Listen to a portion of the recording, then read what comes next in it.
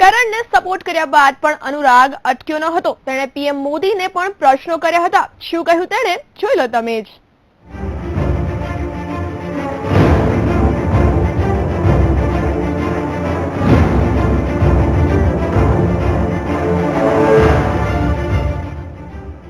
Film director और producer अनुराग कश्यपे प्रधानमंत्री मोदी पर ट्विटर पर निशान साध्યું છે।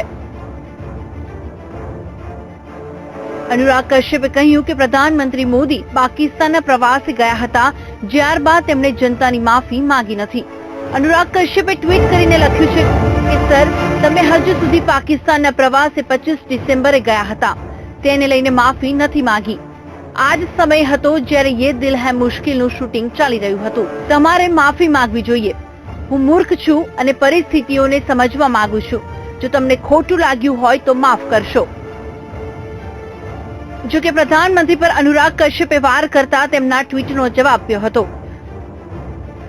अशोक पंडिते કહ્યું છે કે प्रधानमंत्री को क्वेश्चन करना, प्रधानमंत्री को ये कहना कि आपको माफी मांगनी चाहिए इस देश से, किस बात की माफी मांगनी चाहिए, ये मेरी अभी तक समझ में नहीं आया। न प्रधानमंत्री, न स्टेट गवर्नमेंट, न सेंटर इन्वॉल्व है इस पूरे इशू को लेकर। जहां तक पाकिस्तानी फिल्मों का बहिष्कार हुआ है, बैन हुआ है, पाकिस्तानी एक्टर्स के खिलाफ बात हुई है। कभी इन्होंने जेएनयू में शोर मचाया, कभी इन्होंने एफटीआई में शोर मचाया। तो एक पूरी एक भीड़ है जो शुरू से इस बात से आहत है कि नरेंद्र मोदी जी प्रधानमंत्री बन गए। इनको तकलीफ है। इन्होंने पूरी कोशिश कर ली थी कि नरेंद्र मोदी किसी तरह से प्रधानमंत्री न बने। इन्होंने मेमोरेंडम साइन किए, इन्होंने चिट्ठियां साइन की, इन्होंने बहुत कोशिश की। इनको ये समझ लेना चाहिए कि अगले 20 साल नरेंद्र मोदी जो है प्रधानमंत्री देश के बने रहेंगे। अनुराग कश्यपे ट्विटर पर प्रधानमंत्री मोदी पर આપેલા નિવેદન બાદ રાજકારણ ગરમાયું હતું। ભાજપે अनुराग પર વાર કરતા કહ્યું કે अनुराग દેશની જનતાના ભાવના સાથે ચેડા કરી રહ્યા છે, જે નિંદનીય છે। ये उरी की घटना जब हुई उसके बाद देश के अंदर एक भावना जगी और भावना ये थी कि पाकिस्तान को सजा मिलनी चाहिए। सरकार ने आर्म फोर्सेस के माध्यम से जो करना था कार्रवाई करी।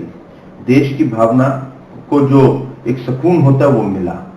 लेकिन अब जब इस संदर्भ में हम देखते हैं और अनुराग कश्यप के बयान आते हैं तो लगता है कि उनको कहीं न कहीं जो मूवी है और देश के लिए जो भावना है उसके अंतर नहीं समझ आ रहा है। મહત્વપૂર્ણ છે કે પ્રધાનમંત્રી મોદી 25 ડિસેમ્બરે અચાનક પાકિસ્તાનના પ્રધાનમંત્રી નવાઝ શરીફની પુત્રીના નિગાહમાં ગયા હતા। જ્યારબાદ 18 સપ્ટેમ્બરે થયેલા આતંકી હુમલામાં 18 જવાનો શહીદ થયા હતા, જેથી મનસે દ્વારા પાકિસ્તાની કલાકારોને ભારત છોડવાની ધમકી આપવામાં આવી હતી। ત્યારબાદ પાકિસ્તાની કલાકારોના મુદ્દે દેશમાં રાજકારણ ગરમાયું હતું। જો કે હવે પ્રધાનમંત્રી મોદી પર अनुराग कश्यपे કરેલી ટિપ્પણી મોટો તૂલ પકડી શકે છે। Bureau report, VTV news.